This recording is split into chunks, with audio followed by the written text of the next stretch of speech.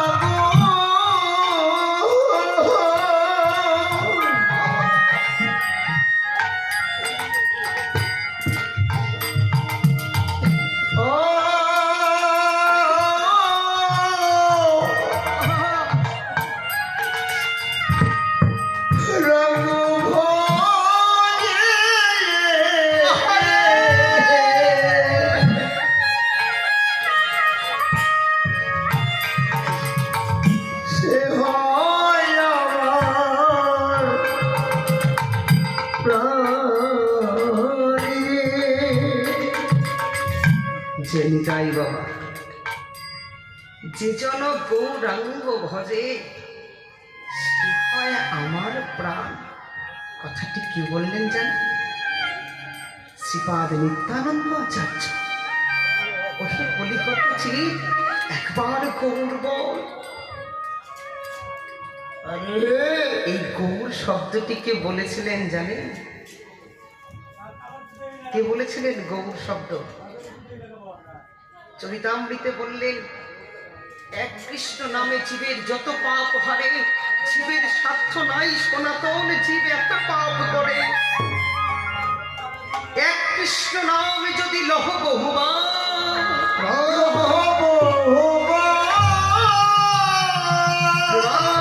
নাহি নহে নাহি অশ্রুধা, জানিবে এই নামে আছো অপরাধ, আছো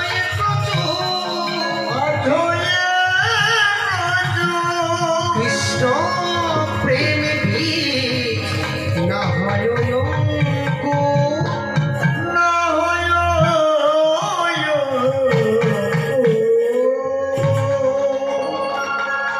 কতজন তো হরি বলতে বলতে জীবন চলে গেল, তারপরে গৌরকে পেল। ঠিক কিনা বাবা? হরিদাস ঠাকুর হরিনাম করতে করতে 22 বাজারে মার খেল, বিনা বলে লক্ষ্য হীরাকে উদ্ধার করলেন। অন্তিমকালে অদ্বৈতের চরণাশ্রিত হলো। তারপরে নীলাচলে মহাপ্রভুর সন্নিধানে তার জায়গা হলো সিদ্ধ বকুড়তলা। এত কষ্ট করার পর অন্তিমে পেল গৌর চরণ। প্রত্যেকে, এমন কোন নবদ্বীপে এমন কোন ভক্ত নাই যে প্রথমেই গৌরকে পেয়েছেন। অন্তিমে প্রভু সবাইকে কৃপা করেছেন। এই তো ভক্ত চরিত।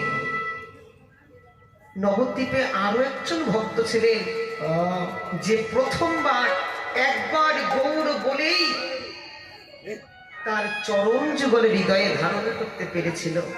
সে কি জানেন? সে কিন্তু আপনাদের মতন আমাদের মতন মানুষ নয় বাবা। আস্তে, রাধে রাধে মায়েরা, কথা বলো না বাবা। রাধে রাধে, এই যে রাধে রাধে মায়েরা।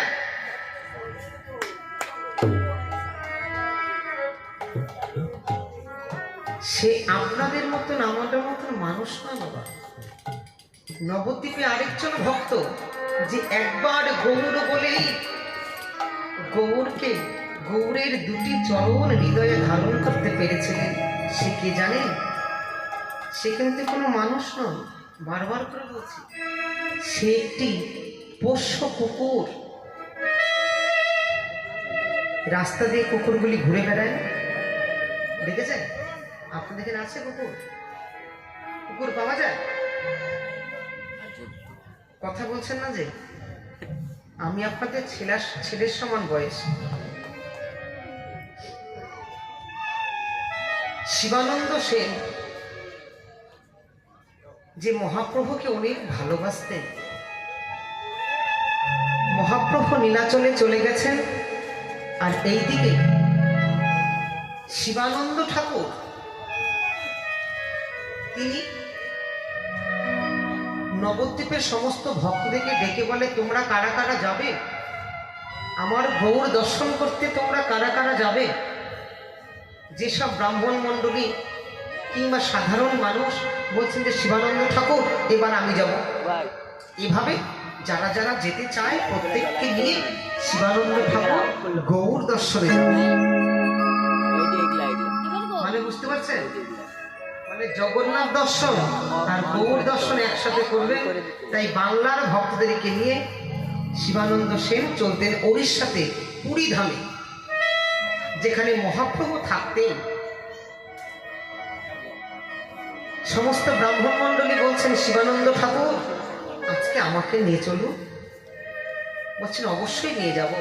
সবাইকে যখন গণনা করা হয়ে গেল কারা কারা যাবেন ঘুরতে, কারা কারা দর্শন করতে, কারা কারা যাবেন, অন্তিমে দেখছেন শিবানন্দ সেনের পায়ের সম্মুখে দিয়ে একটি কুকুর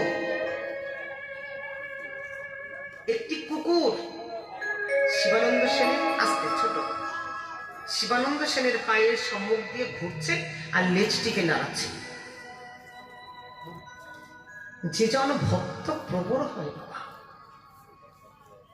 তারা মানুষ, কুকুর, হাতি, বাঘ, সিংহ কিছুতেই ভেদ মনে করবে না। করবে কি?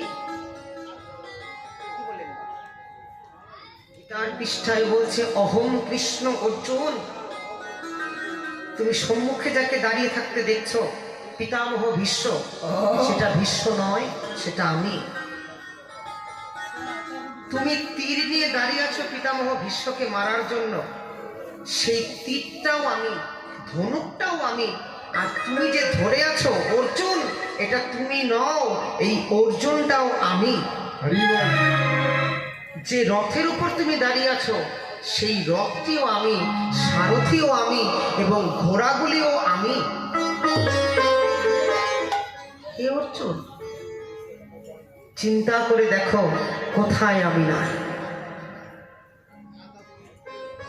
সূর্যের রশ্মিতে আমি, চন্দ্রের কিরণে আমি, জলের ভেজানোর শক্তিতে আমি, আগুনের দাহিক শক্তিতে আমি, সর্বত্র আমি। আমি কৃষ্ণ। অর্জুন, তব মনপ্রাণ কর মোর চরণে নিবেদন। তুমি আমার চরণে আত্মনিবেদন করো, আমি তোমাকে পথ দেখিয়ে দিব। সর্বধর্ম পরিত্যাজ্য মামেকং শরণং ব্রজ, অহং পাপেভ্যো কর্মেভ্যো মোক্ষয়িষ্যামি মা শুচঃ।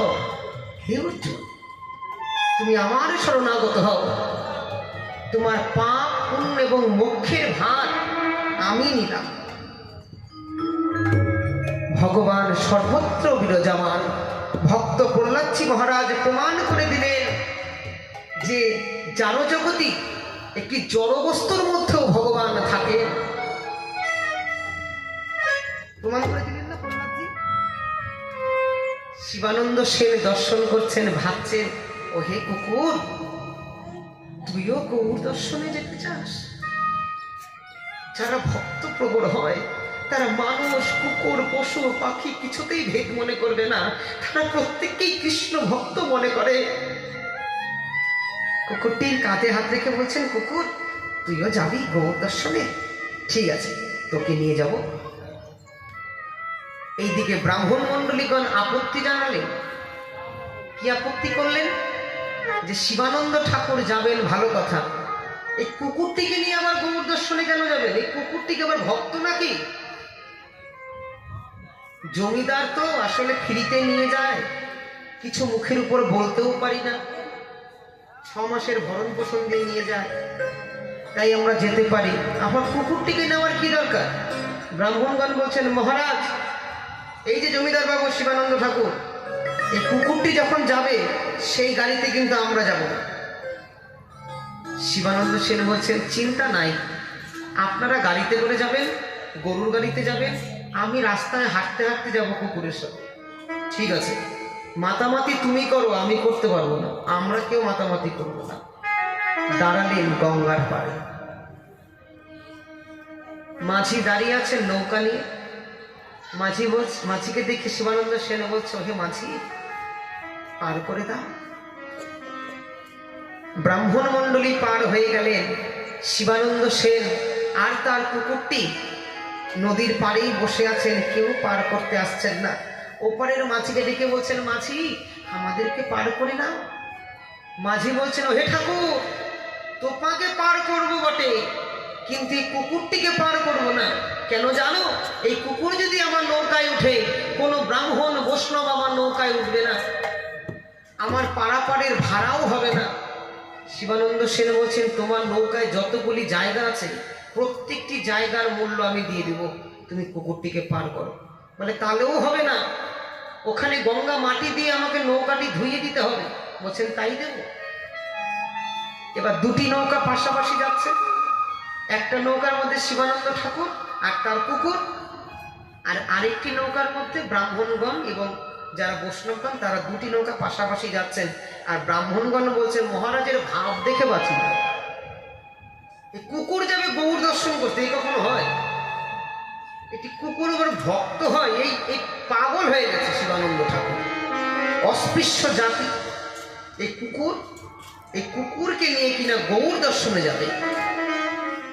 ভাব দেখে আর বাঁচি না। কুকুরটি নৌকার মধ্যে বসে বসে শুনছেন যে তার মালিককে তাকে অনেক কথা শুনতে হচ্ছে। কুকুরটি ভাবছেন আমার জন্য আমার মালিক এত কথা শুনছে। যখনই নৌকাটি পার হয়ে গেল, গঙ্গা থেকে লাফ দিয়ে কুকুরটি জঙ্গলের পথে চলে গেলেন। ব্রাহ্মণগণ বলছিল, হে ঠাকুর, ও শিবানন্দ ঠাকুর, এই আপনার কুকুরের গৌর দর্শন? দেখুন ওখানে কোথাও বিয়ে বাড়ির গন্ধ পেয়েছে, চলে গেছে। কুকুর করবে গৌর দর্শন? হ্যাঁ, আমরা তো সাধনা করে গৌরকে পেলাম না, আর একটা রাস্তার কুকুর সে করবে গৌর দর্শন? ভাব কি, এত দূরের থেকে নৌকা ভাড়া করে কুকুর নিয়ে এলো, আর কুকুর চলে গেল জঙ্গলে। ঠিক হয়েছে মহারাজ, আপনার এমনই হওয়া দরকার, পাগলের যত পাগলা। ব্রাহ্মণগণ বলছে, বোতলটা এনে দেন। আর শিবানন্দ ঠাকুর মাথা নিচু করে প্রত্যেকের কথাগুলি শুনছেন, হ্যাঁ, আর ঝরঝর করে কাঁদছেন। ওহে গৌর, আমার হৃদয়